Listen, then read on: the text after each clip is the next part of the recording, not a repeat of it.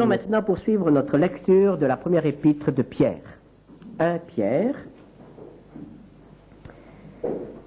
Et nous avons vu que cette épître est adressée particulièrement aux chrétiens qui sont ébranlés par l'épreuve. Souffrance physique, morale ou spirituelle. Souffrance provoquée par les hommes, la persécution, l'opposition, ou tout simplement la contestation au sein des familles. Quelle doit être l'attitude du chrétien qui souffre, qui est ainsi tourmenté par ses semblables? Eh bien, ce chrétien-là doit continuer à persévérer dans un esprit de douceur, de pardon et de charité. Ce chrétien-là doit vaincre la haine, le mal, par l'amour. Comment est-ce que cela est possible et d'où retirer la force qui nous permet de vaincre le mal par le bien? En regardant au Seigneur Jésus. Le Seigneur Jésus qui a non seulement souffert pour nous, mais qui nous a aussi laissé un exemple. Et c'est ce que l'apôtre Pierre souligne au chapitre 2, au verset 21 jusqu'au verset 25. Chapitre 2 de la première épître de Pierre, versets 21 à 25. C'est à cela que vous avez été appelés parce que Christ aussi a souffert pour vous, vous laissant un exemple, afin que vous suiviez ses traces.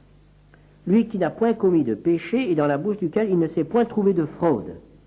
Lui qui, injurié, ne rendait point d'injure, maltraité, ne faisait point de menaces, mais s'en remettait à celui qui juge justement. Lui qui a porté lui-même nos péchés en son corps sur le bois, afin que, morts au péché, nous vivions pour la justice, lui par les meurtrissures duquel vous avez été guéris. Car vous étiez comme des brebis errantes, mais maintenant vous êtes retournés vers le pasteur et le gardien de vos âmes. Regardant à Jésus, qui nous a laissé un exemple de souffrance, un modèle. Mais là, il faut tout de suite préciser quelque chose. Toutes les souffrances de Jésus ne sont pas pour nous citées en exemple. Tout au moins, elles ne sont pas un modèle à imiter. Il y a des souffrances qui sont absolument inimitables. Les souffrances de Jésus pour expier nos péchés, les souffrances de Jésus pour nous réconcilier avec Dieu, les souffrances de Jésus pour nous sauver, pour nous accorder la vie éternelle, sont des souffrances que nous ne pouvons pas imiter, auxquelles nous ne pouvons même pas contribuer. Nos souffrances ne peuvent pas nous sauver. Elles n'ont pas de valeur expiatoire. Lorsque nous péchons et que nous souffrons à cause du péché, que ce soit volontairement ou non, nous souffrons des conséquences du péché. Mais nos souffrances ne poussent pas Dieu à nous pardonner. Nos souffrances ne peuvent pas contribuer à effacer notre péché.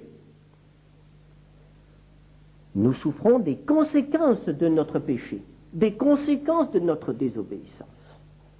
Le peuple d'Israël qui n'a pas eu le courage de faire confiance à Dieu pour entrer dans le pays, ce peuple-là, toute cette génération a souffert dans le désert, non pas pour expier sa faute, non pas pour effacer sa faute, mais tout simplement pour supporter les conséquences de sa faute.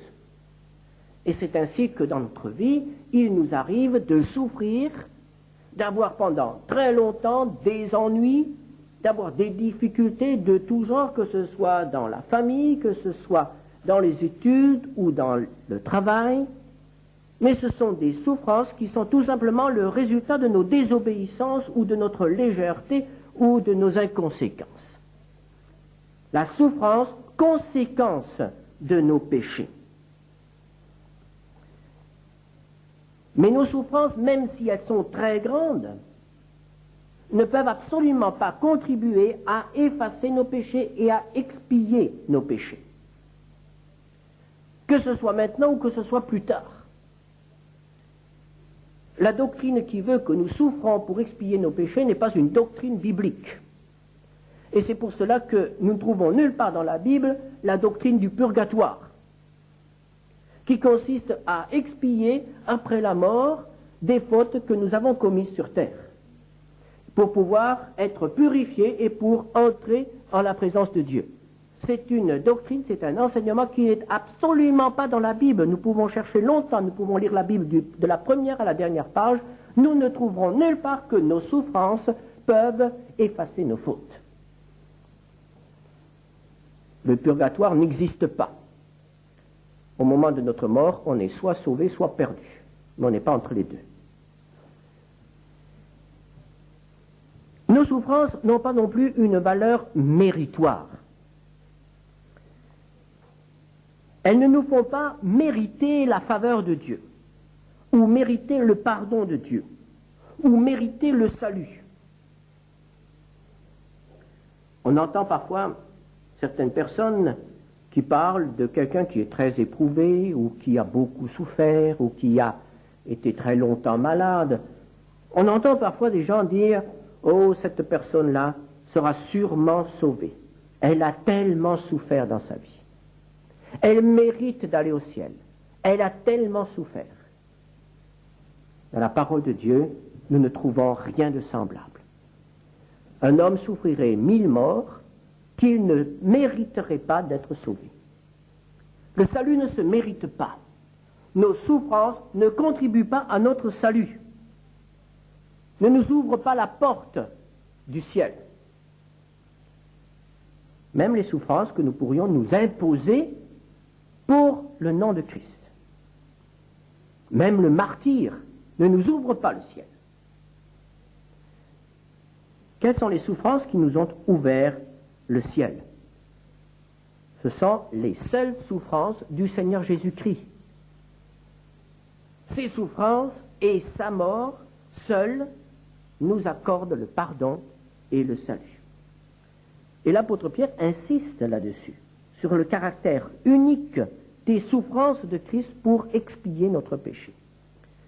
1 Pierre 3, verset 18, Christ aussi a souffert une fois pour les péchés, lui juste pour des injustes, afin de nous amener à Dieu, ayant été mis à mort quant à la chair, mais ayant été rendu vivant quant à l'esprit. Il a souffert une seule fois. Et cela pour nos péchés. Il est l'agneau de Dieu dont la mort nous sauve. Et il ne faut pas mettre l'agneau de Dieu plusieurs fois à mort. Une seule fois suffit. Il est le sauveur qui a donné sa vie pour nous. Il ne faut pas le crucifier plusieurs fois. Il ne faut pas renouveler ce sacrifice chaque dimanche ou chaque jour. Une seule fois, cela a suffi. La mort de Jésus est absolument suffisante. Pourquoi cela? Parce qu'au moment de cette souffrance de Jésus sur la croix, au moment de cette mort du Seigneur, il a pris sur lui tous nos péchés. 1 Pierre 2, verset 24. Lui qui a porté lui-même nos péchés en son corps sur le bois, afin que, morts au péché, nous vivions pour la justice. Lui par les meurtrissures duquel vous avez été guéris. Il a pris nos péchés sur lui. Il l'a fait de son gré. Personne ne le lui a imposé. Il l'a voulu. Il n'a pas été pris par surprise. La crucifixion de Jésus n'est pas un accident, n'est pas un hasard. C'est quelque chose qui a été longuement préparé et voulu. Jésus a voulu mourir sur la croix. Et il a pris sur lui nos péchés, tous nos péchés. Et c'est la raison pour laquelle il a été traité comme un malfaiteur. Parce que si on met tous les péchés d'une communauté ensemble, si on fait toute la liste de tous les péchés que nous avons commis depuis le premier jusqu'à ce jour, eh bien nous sommes coupables, nous sommes condamnables. Nous sommes des condamnés à mort. Et Jésus a accepté d'être, lui, condamné à mort à notre place. Comme s'il avait lui-même commis tous les péchés que nous avons commis. Et il a accepté d'être traité ainsi, par les hommes et par Dieu. L'apôtre Paul écrit dans la deuxième épître aux Corinthiens, au chapitre 5, verset 21, « Celui qui n'a point connu le péché, il l'a fait devenir péché pour nous. » Il n'y a pas un seul péché que Jésus n'ait porté. Il n'y a pas un seul péché qui soit exclu de l'œuvre de la mort expiatoire de Jésus. C'est pourquoi ce sacrifice unique de Jésus sur la croix est aussi un sacrifice totalement suffisant. Suffisant. Nous n'avons rien à y ajouter. Nous n'avons pas à le compléter. Nous n'avons pas à dire, oui, Jésus est mort pour mes péchés, pour mes grandes fautes. Mais les petites fautes, il faut que je les expie moi-même. Oui, Jésus est mort pour mes péchés de rebelle, avant la conversion. Mais après la conversion, il faut que je me punisse moi-même des péchés que je commets. Absolument pas. Le Seigneur a porté mes péchés d'avant la conversion et le Seigneur a porté mes péchés d'après la conversion. Son sacrifice n'a pas à être complété. Il est totalement suffisant. Et il n'a pas non plus à être renouvelé, comme l'enseigne l'Église catholique, avec la messe. Il n'a pas à être renouvelé. Dans l'Épître aux Hébreux, nous lisons au chapitre 7, verset 27, « Il l'a fait une fois pour toutes en s'offrant lui-même. »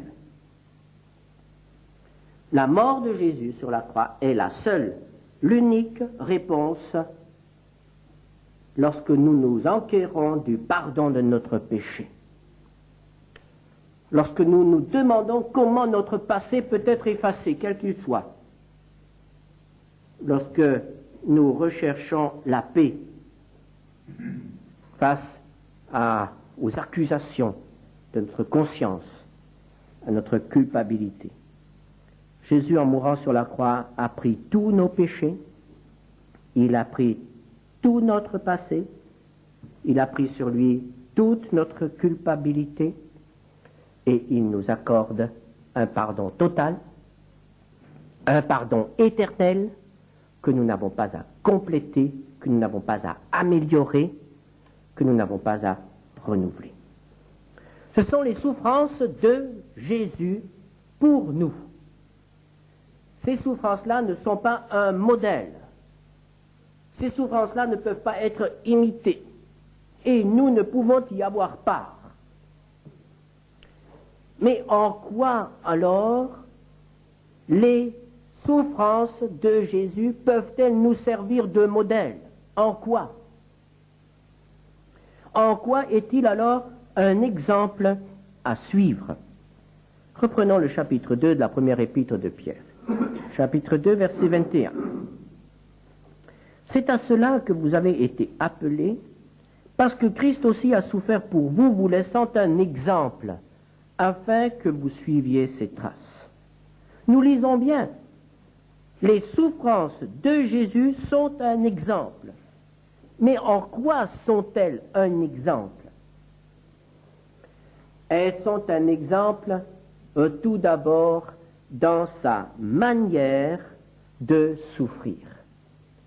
Un exemple dans sa manière de souffrir. Comment Jésus a-t-il souffert? Au verset 22, nous lisons « Il n'a point commis de péché ». Et nous rejoignons là cette exhortation que nous avons déjà relevée dans la première épître de Pierre. L'appel à la sainteté dans la souffrance.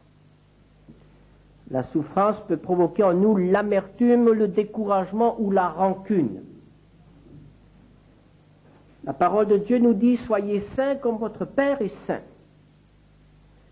Jésus, malgré toutes ses souffrances, ne s'est jamais laissé séduire par le péché. Il a été saint. Personne n'a pu lui faire un reproche justifié. Il a été saint, saint dans toute sa conduite comme le Père est saint. En quoi les souffrances de Jésus sont-elles un exemple dans cette sainteté? Souffrir, oui, mais en restant saint. Au verset 22 toujours, dans la bouche duquel il ne s'est point trouvé de fraude. Les souffrances de Christ sont un exemple pour nous à cause de la vérité, à cause de la limpidité. Jésus est resté profondément vrai dans sa souffrance.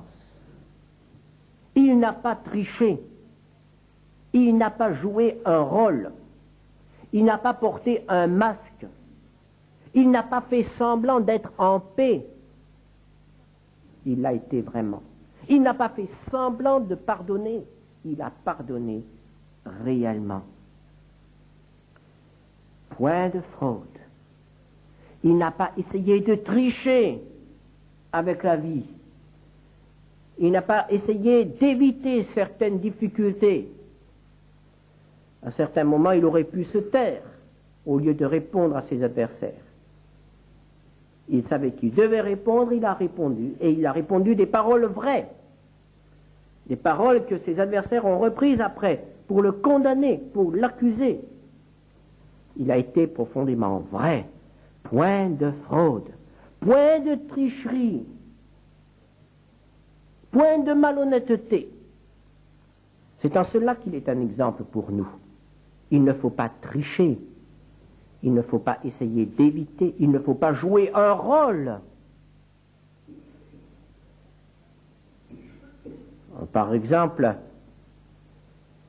au sein de l'Église, quand on demande comment ça va, surtout quand on est malade, répondre par une belle formule chrétienne, et puis sitôt rentrer à la maison, être profondément découragé et révolté. Un langage devant les frères, un autre langage devant le Seigneur. Pas de fraude, il faut être vrai partout. Prêt aussi à se défendre, sans accuser, sans introduire le mensonge ou les demi-vérités. Chapitre 3, verset 15.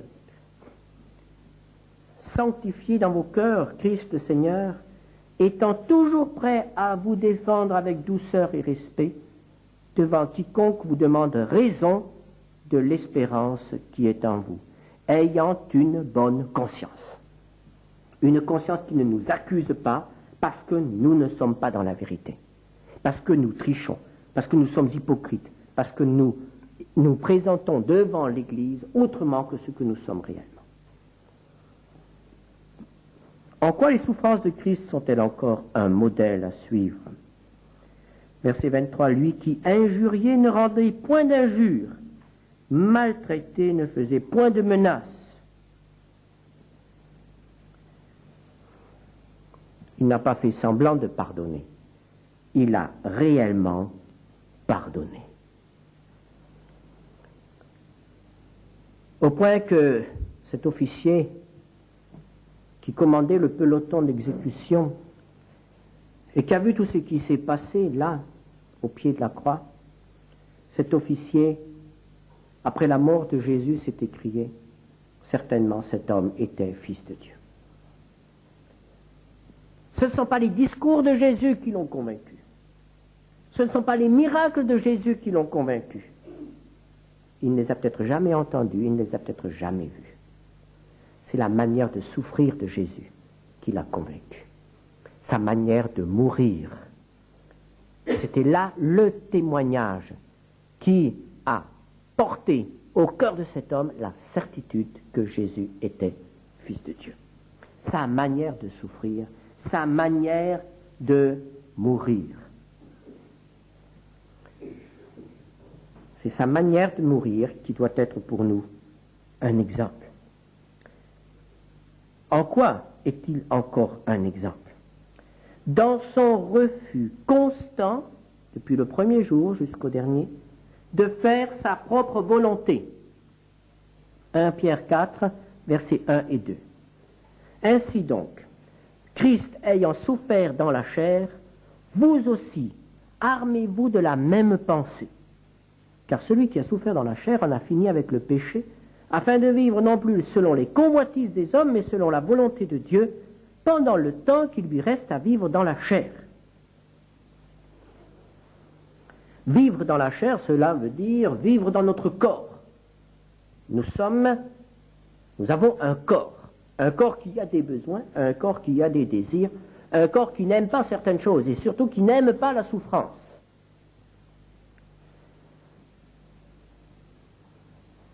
Combien donnerions-nous si nous pouvions être certains d'éviter toute souffrance? Combien consacrons-nous à notre budget santé? Quel sacrifice ne nous imposons-nous pas pour que notre corps ne souffre pas? Mais dans la marche avec le Seigneur, notre corps doit souffrir. Mais ici, l'apôtre nous parle a encore une autre signification, d'ailleurs ce mot chair. Ce n'est pas seulement notre corps, mais c'est notre volonté propre. Cette volonté propre qui s'oppose toujours à la volonté de Dieu. L'apôtre Paul l'appelle le corps du péché. L'apôtre Paul l'appelle le vieil homme. L'apôtre Paul l'appelle le moi.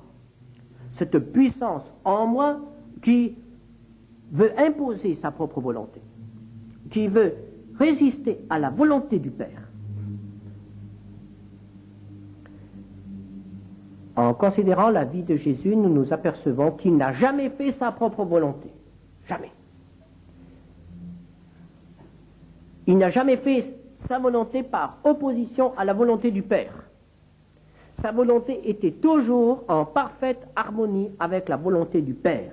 Il y avait accord entre le Père et le Fils.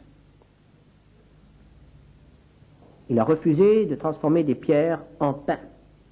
Il a refusé de se détourner de Jérusalem quand il savait qu'il allait être arrêté. Il a refusé de s'enfuir dans le jardin de Gethsémani. Et là, nous avons le point culminant de ce combat, lorsque, dans l'agonie, Jésus crie, « Père, non pas ce que je veux, mais ce que tu veux. Que ta volonté soit faite. » Voilà l'exemple que Jésus nous donne. Même si la volonté du Père est la croix, même si la volonté du Père est l'opprobre, même si la volonté du Père est la souffrance, non pas ce que je veux, mais ce que tu veux. Et finalement, c'est aussi cette attitude-là que le Seigneur attend de chacun d'entre nous. Que le Seigneur n'ait pas à lutter avec notre propre volonté chaque jour. Dans chaque chose qu'il nous demandera, même la plus petite, il s'attend à la contestation de notre part. Eh bien non. L'exemple de Jésus nous apprend à faire confiance au Père, même si nous devons passer par le jardin de Gethsémani, même si nous devons passer par la colline de Golgotha. Que ta volonté soit faite. En quoi les souffrances de Jésus sont-elles encore un exemple? Nous l'avons vu dans sa manière de souffrir, dans sa résistance à sa volonté propre, qui pourrait s'opposer à la volonté du Père, mais aussi, elles sont un exemple pour nous parce qu'il est le Maître et nous sommes les disciples. Le Seigneur Jésus, avant de quitter les siens, leur a dit dans Jean au chapitre 15, Jean chapitre 15, verset 20, « Souvenez-vous de la parole que je vous ai dite, le serviteur n'est pas plus grand que son maître. S'ils m'ont persécuté, vous persécuteront aussi. S'ils ont gardé ma parole, ils garderont aussi la vôtre. » Dans les traces du Maître. Il est le Maître, nous sommes les disciples. S'ils ont persécuté le Maître, ils persécuteront aussi les disciples.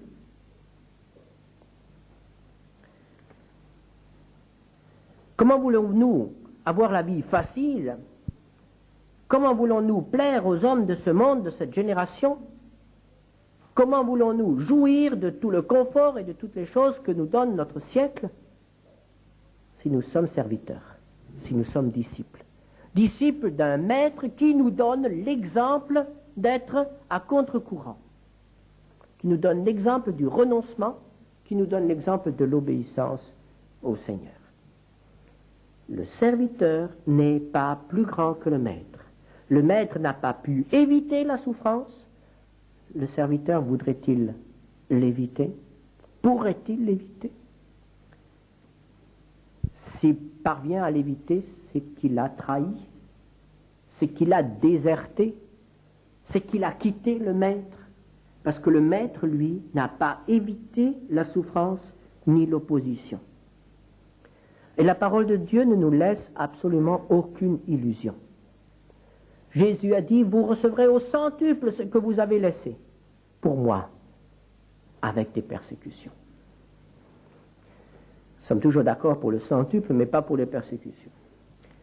Ou bien encore, l'apôtre Paul écrit dans 2 Timothée 3, verset 12, « Tous ceux qui veulent vivre pieusement en Jésus-Christ seront persécutés. » Est-ce que nous avons des difficultés dans notre témoignage? Est-ce que nous connaissons quelque chose aux souffrances de Christ et de l'Église? Alors réjouissons-nous, nous sommes dans la bonne voie. C'est tout à fait normal, il faut qu'il en soit ainsi.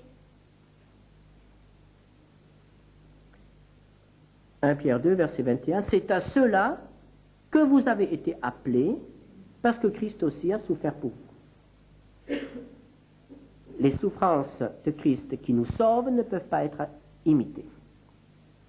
Mais sa manière de souffrir, son attitude en face de la souffrance, oui, ces choses-là doivent être imitées par ses disciples. C'est à cela que vous avez été appelés. Si vous avez lu la première épître de Pierre, vous avez certainement remarqué qu'il emploie à plusieurs reprises ce mot « appelé ». Vous avez été appelés. Il parle donc de la vocation que Dieu nous adresse. Quelle est cette vocation? À quoi avons-nous été appelés? Eh bien, en reprenant cette épître, nous pouvons suivre le contenu, nous pouvons découvrir le contenu de cet appel. Tout d'abord au chapitre 2, verset 9. 1 Pierre 2, verset 9. Vous avez été appelés des ténèbres à son admirable lumière. Quel appel! Il nous fait penser à ce que nous lisons dans les premiers versets de la Bible. Les ténèbres. Et soudain, Dieu dit que la lumière soit. Et la lumière jaillit. Et tout devient différent. Dans notre vie aussi, il y a eu ce temps de ténèbres. Nous ne savions pas où nous allions.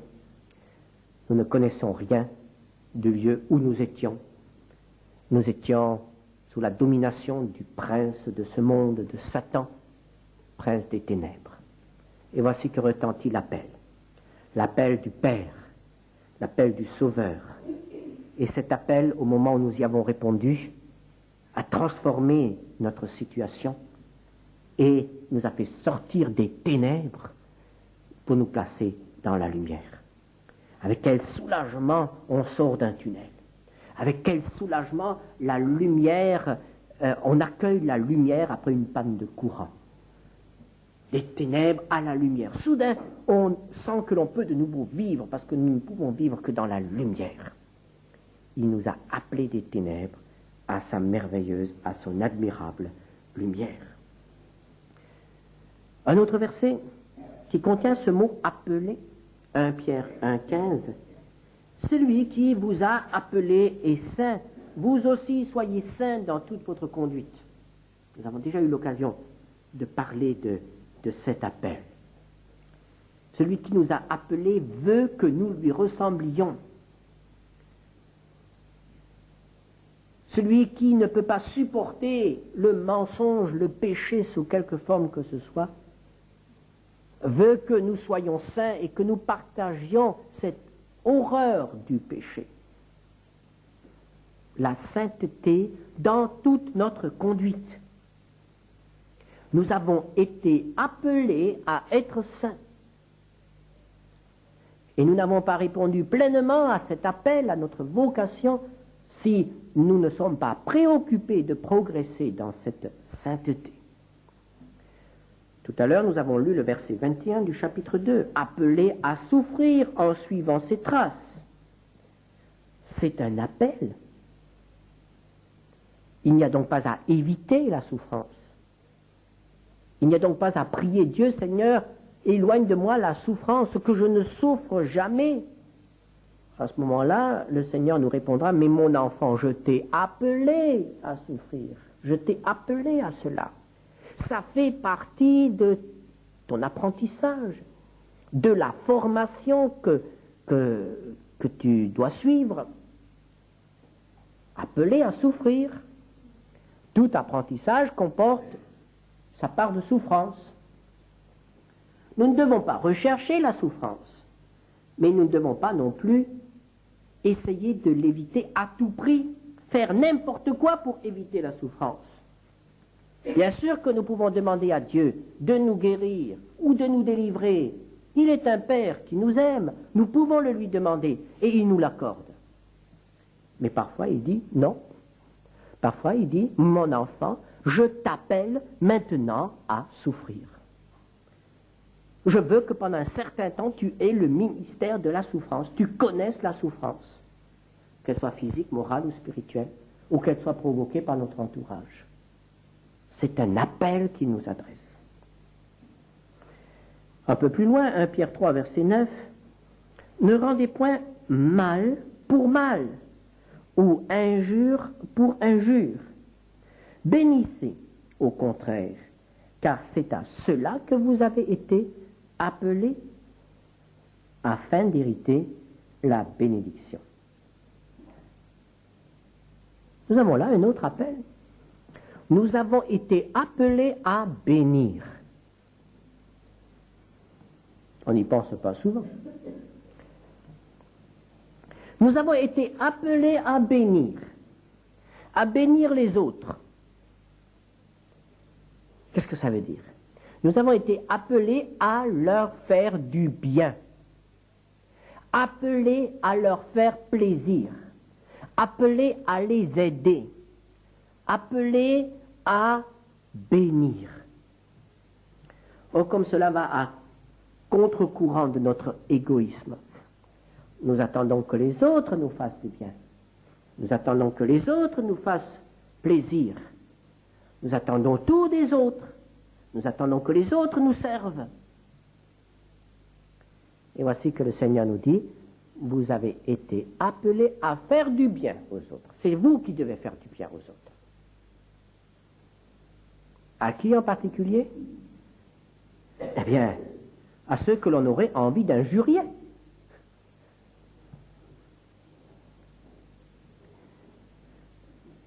À ceux qui nous font tellement de mal qu'on aurait envie de leur faire du mal aussi une fois.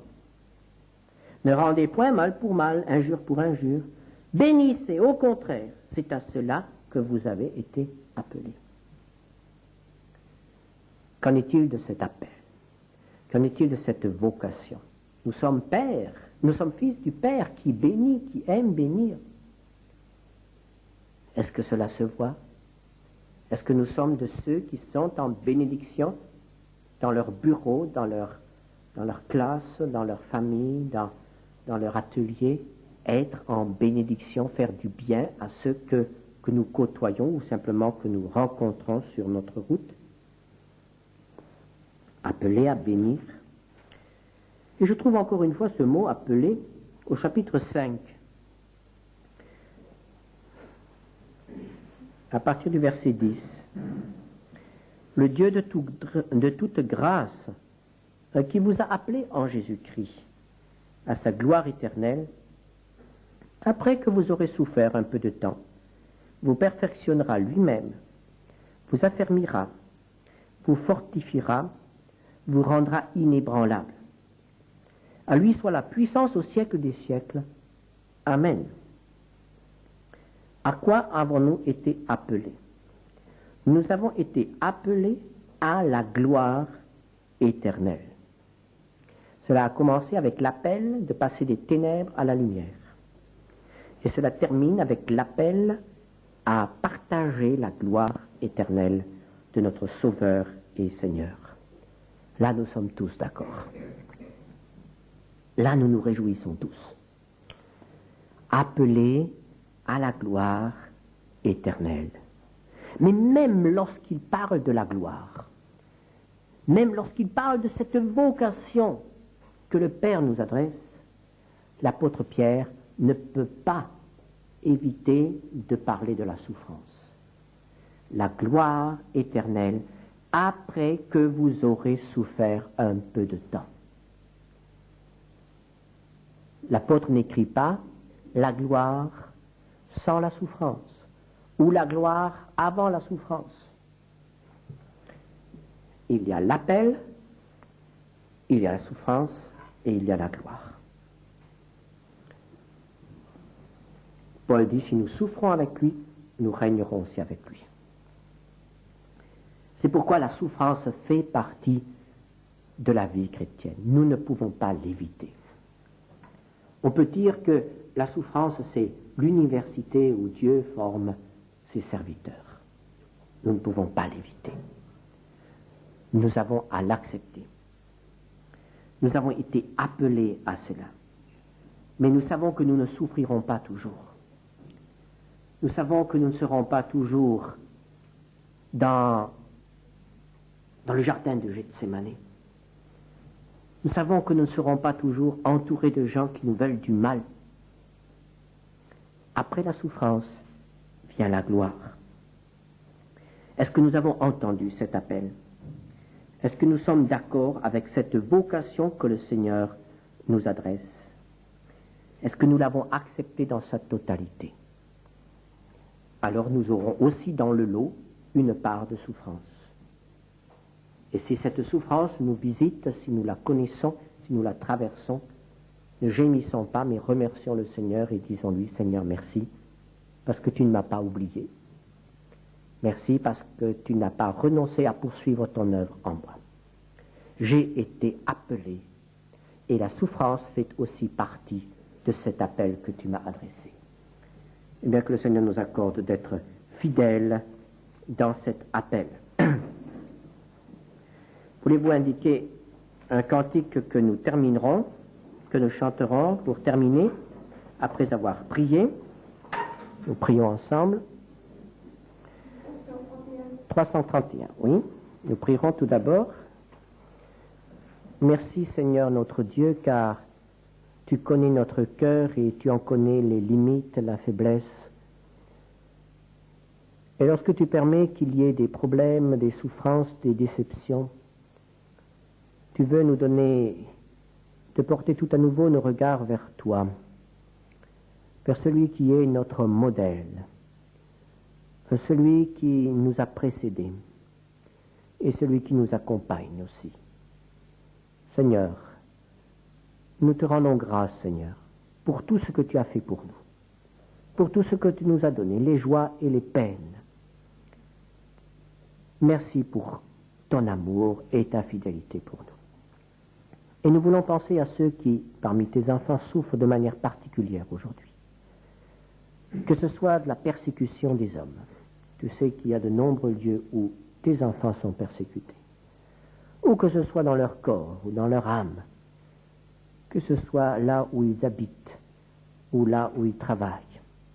Seigneur, soutiens-les et visite-les. Et qu'ils retirent les meilleurs fruits de ce temps de souffrance.